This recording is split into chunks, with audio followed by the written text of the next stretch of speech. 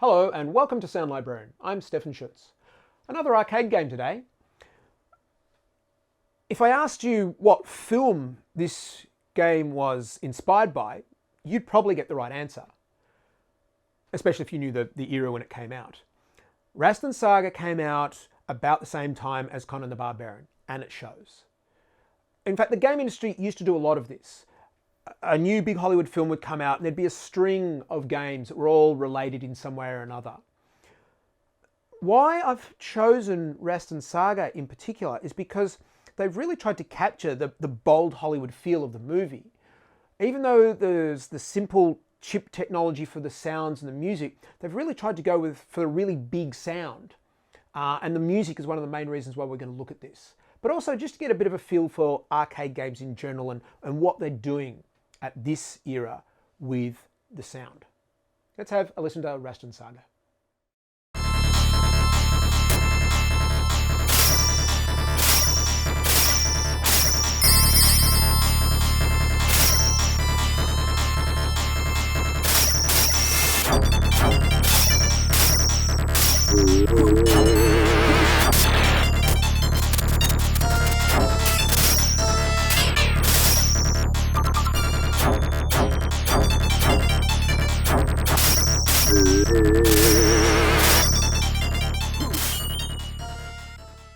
So obviously when we analyse an older arcade game such as Rastan Saga, there is never going to be the same level of detail or technical accomplishments within it as if we're looking at a brand new next generation console game. These games were much simpler just because the technology was not as powerful. That doesn't mean that there's not aspects of these, and especially aspects of the audio, that are worth discussing. And this is exactly why we're looking at this game. So, taking it into the context of when it was produced, there are a variety of things that we can look at. Basically, there are two primary elements to the audio. There's the music and there is the sound effects. These games of this era never had dialogue. It was just too expensive, from what I believe, to encode real sound files. In fact, if we have a look at this game, there is two instances, in fact, where they've used what I believe to be a recorded sound file. So when the main character dies, there is a sound that sounds like a person screaming. And then when you actually run out of lives and it's game over, there is also another scream in there. Now you can hear that the quality of both the screams is very, very basic. It's noisy, it's hissy. That will have had a lot to do with the process of getting it encoded, because these things needed to be encoded into the code of how the game functioned. They didn't have the ability to play recorded sound files like we do these days. I'm not sure about which era this was, but I've heard all sorts of rumors about exactly how much effort and cost was involved with getting recorded sound files into some of these early games. And one of the figures that was being thrown around was something on the lines of thousands of dollars per sound to encode them digitally, because there just wasn't the ability to do it. So a game such as this, to have any recorded sound at all, is a fairly big deal. And you can notice that most of the other sound effects that are involved in this are bings and scrapes and noise sounds. These are all generated in code. So these are all produced by defining the values that you want, and a chip within the system would actually produce the sounds in much the same way that a synthesizer does, obviously in a much simpler process. So if you look at the credits for a game such as this, you actually see that in this game there are two composers who are credited, but there's no one credited for the sound design. And this is because in a lot of cases the sound design, as it were, was just created by one of the programmers. Somebody would create some sounds that they thought were vaguely appropriate for what was going on, and also what they were capable of creating at the time.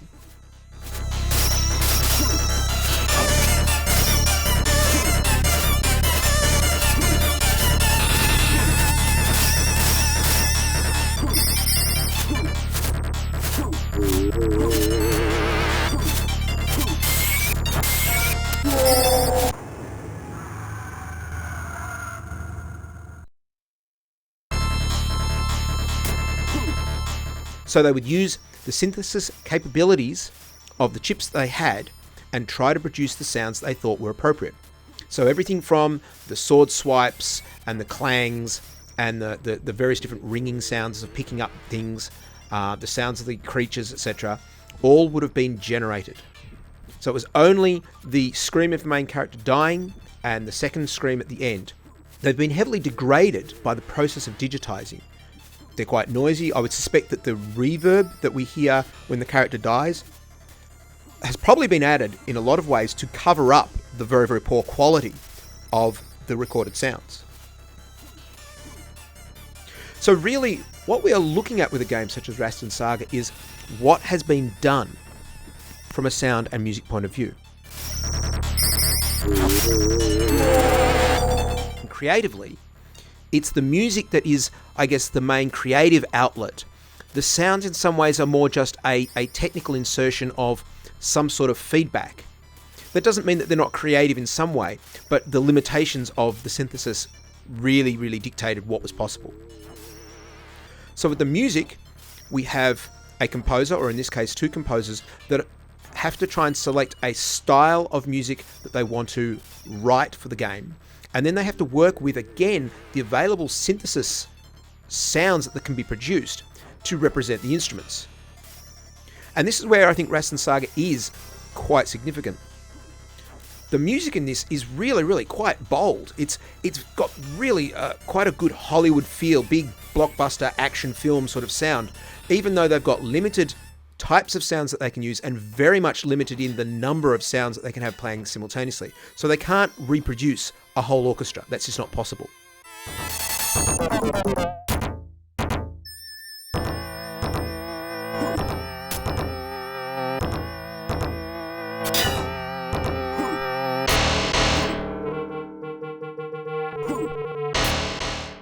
So they can only have a handful of voices. So it's up to them to create something that has that epic feel by carefully selecting the sounds that they wish to use, and also in just the general skill of writing.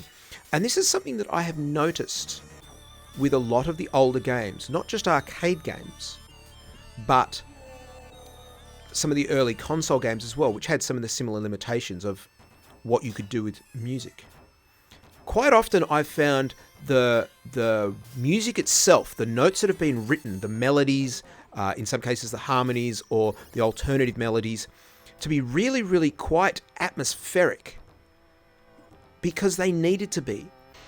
The composers really had to work hard to get the ideas across in these sorts of games. When you've only got a handful of noise-based instruments to play with, you can't hide what you're writing in layers and layers and layers of complexity.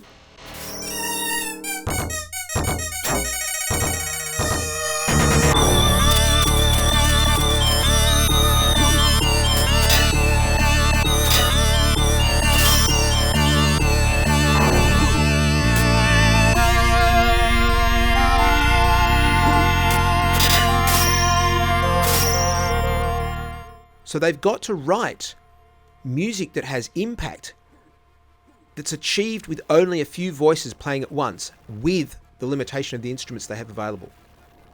And this, I think, is the achievement of games such as Rastan Saga. The music really is, as I said, it's got a huge epic feel, and it's been produced with some very basic synthesis instruments and only a few instruments that are playing at once.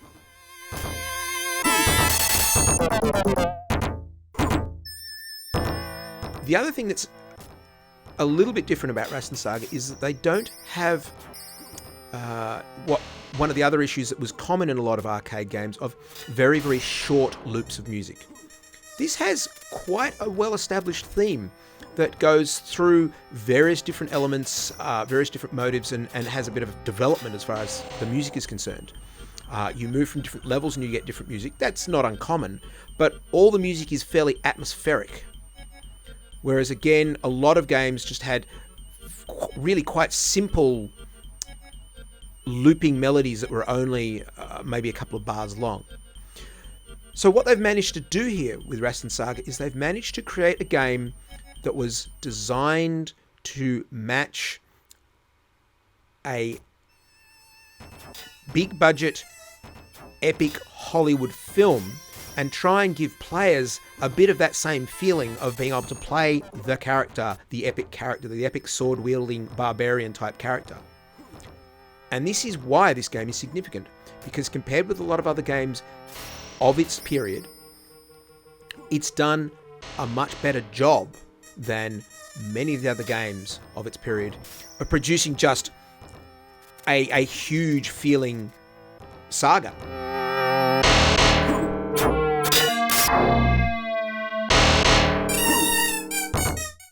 So it might be hard to look at this out of context and appreciate it, because I'm sure for a lot of people, it just looks sort of old and very, very basic.